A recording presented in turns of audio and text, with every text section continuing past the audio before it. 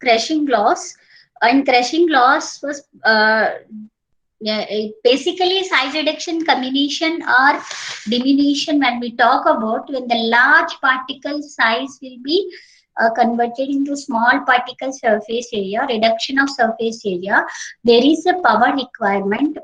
So the power or energy requirement can be calculated by using different crushing laws, because the energy requirement has to be calculated prior to crushing or after crushing, because energy requirement playing a role for in industry, it is playing a role for the cost of the equipment, crushing equipment. That is why crushing loss has to be understood. So first of all, we should understand what is ideal crusher, what is ideal grinder, or what is ideal size reduction equipment. Ideal size reduction equipment means whatever we will give, whatever feed has been given to the crusher or grinder, it has to be converted into a uniform size product, and at least 80% of the product has 85% of the feed has to be converted into small particles, which is a required uniformity of the size. Okay, homogeneous product, homogeneous sized particles has to be converted, or has to be, finally we have to get that homogeneous products. And any ideal size reduction equipment or any ideal size grinder equipment need to hold large amount of solids, because size reduction, the term generally applies for the solids most of the places. So that solids means, like we had pharmaceutical industries, food industries, and chemical industries, cement industries, so many other. So that's why it should hold large capacity. The feed should hold large capacity, and energy and power requirement in size reduction. So why energy and power requirement in size reduction need to be understand? Because the energy requirement plays a role when we talk about cost size reduction. The energy needs up so much cost. We have to maintain the size reduction equipment for some days, and that how power requirement, if you understand how much power is needed to reduce large surface area particle to small surface, large particle sized particles to small sized particles, then we can able to estimate the cost. And in crushing in crushing loss or in size reduction equipment, generally the power requirement can be calculated by using three laws. There are three laws, or Rittinger's law, Kick's law, and Bond's law. Rittinger's law, before going to talk about that laws, let us see what is sphericity. Sphericity is nothing but the particle, how much dominant particles are there in mixture sized particles can be understood by using the concept called sphericity. If sphericity is equal to 1, that means uniformity of uniform sized particles. That diameter is uniform. In the mixture of the particles, all the particles diameter is uniform. That is the meaning of sphericity. So phi s equal to 6 by dp divided by sp by vp. We will take sp by vp this side, and sp by vp equal to 6 by dp phi s. So we will use this sp by vp in next slides. We know that dp is nominal diameter of the particle, sp is surface area of the particle, vp is volume of the particle. Means whenever we have a mixture particle, we don't do a size reduction for a single particle. We do for mixed sized particles. So mixed particles, they may be uniform, they may be homogeneous or heterogeneous, but we do for mixed particles. That in that case, we should understand particle properties, especially diameter, surface area, volume. Next, I already told that Rittinger's law, Kick's law, Bond's law, these are the three laws. Depending on our requirement of the feed and product, we can calculate power requirement. Rittinger's law talks about the energy required in crushing is proportional to the new surface created as a result of particle fragmentation. Whatever it may be, the particles will be converted into small particles. The surface area is increased and the large particles are converted into small particles. If new surface area is created, irrespective of anything, we will take a particle, before size reduction diameter, after size reduction diameter, and we will be trying to calculate P by M by using this formula. And Kr will be Rittinger's constant. This constant will be varied with respect to different solids. And applications of Rittinger's law. Generally, brittle materials, we will use Rittinger's law because we are not talking about any other property. If simply a new surface is created, however you crush or grind or cut anyway, but if the new surface is created, we will we can use Rittinger's law to approximate the power requirement for the size reduction. Will not consider distortion. Whether the particle shape has been changed at the end of the product, product okay, at the end of the product consideration, that will not be considered for the Rittinger's law. It is a basic law where we can directly apply for sometimes irrespective of properties. Next, second law is Kick's law. Kick's law is used to Kick's law, energy used for reduction, consider set of particles of equivalent shape is proportional to change in size. So shape is the important parameter when we talk about Kick's law. If shape is when we give a feed, the product is coming with the shape is equivalent, then if we assume that the shape is equivalent, then Kick's law can be used. Energy used for reduction of the feed considers set of particles of equivalent shape is proportional to change in size. Shape is changing, size also changing. That concept is considered by Kick's law, and Kick's law will be energy will be calculated like that. So the formula is P by M dot. P is power or energy requirement by M. M is total mass, and K ln dSA by dSP. Here again dSA is the feed diameter, dSP is the product diameter, Kk is the Kick's constant.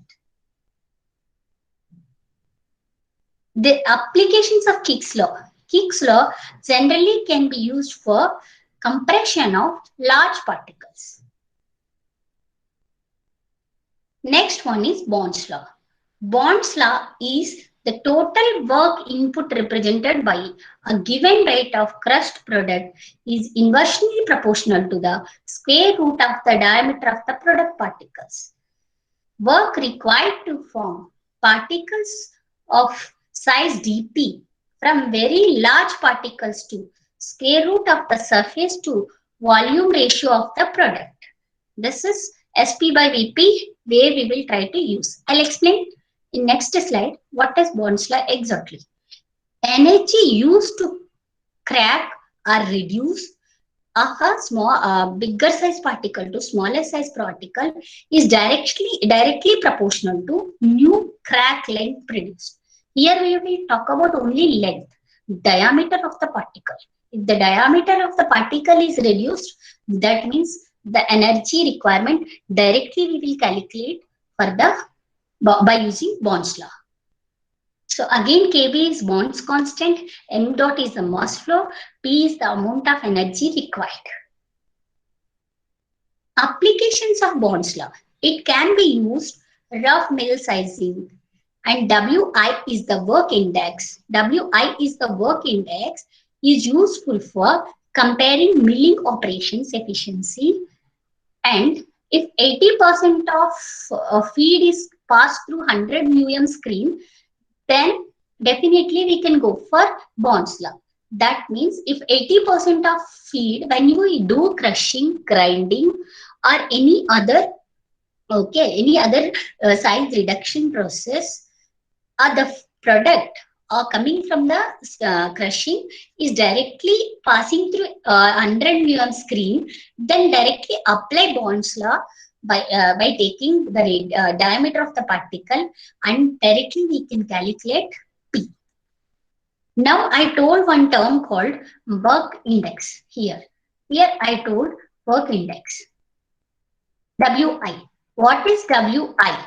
WI is work index. Work index is whatever we do, crushing, grinding, cutting, any size reduction operation when we do, if the product of 80% of the feed is converted into product, that product, if it is passing through 100 mm screen, then it is called work index. That work index is very good. And if it is not passing, that is how we will be calculating work index, and the performance of the size reduction equipment can be estimated by using work index. Let me read. Gross energy requirement in kilowatt hours per ton 2000 lb of feed needed to reduce a very large feed to such a size that 80% of the product passes a 100 mm screen. Work index includes friction in the crusher and the gross power. Now, I already told relation between bond constant and work index, because work index is directly related to Bond's law. Bond's law also talking about that if 80% of feed is passed through 100 mm screen, then directly we can apply Bond's law. So that is why let us correlate both the relations. The relation between Bond's constant and work index. If DP is in mm, 80% of product a mesh of DPB is mm, because DPA, actually it has to be written DPA. DPA is the feed size and DPB is the product size. That means according to Bond's law or work index, 80% is passed through 100 mm screen. Then we can directly write 100 into 10 power minus 3 square root of 100 into 10 power minus 3 equal to kb. That is nothing but 0.3162 Wi. This is work index. If 80% of feed passes a mesh of DPA mm, DPA is feed size, DPB is product size.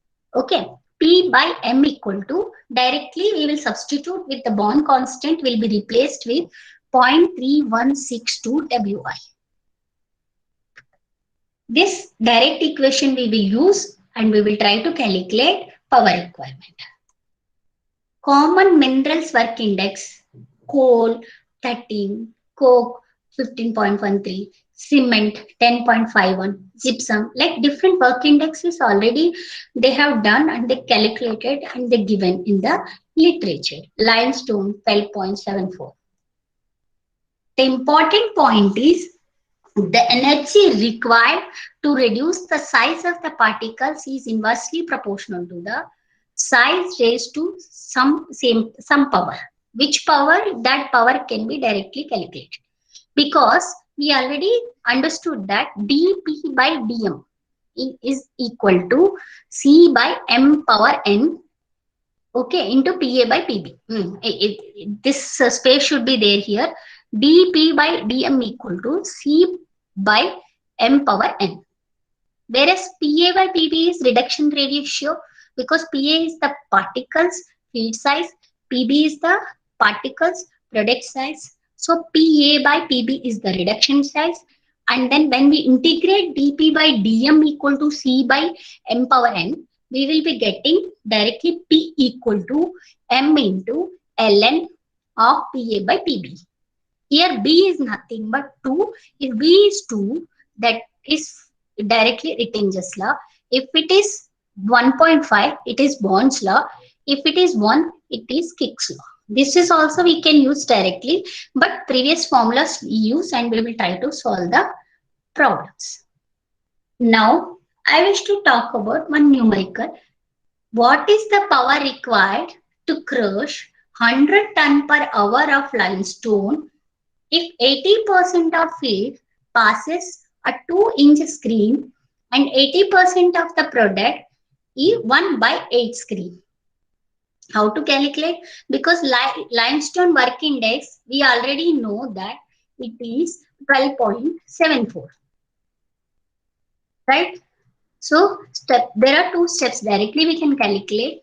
First step, we will try to take all the information. Work index of limestone 12.74. Feed size is 2 into 25.4 because diameter we have to calculate. It has been given radius. So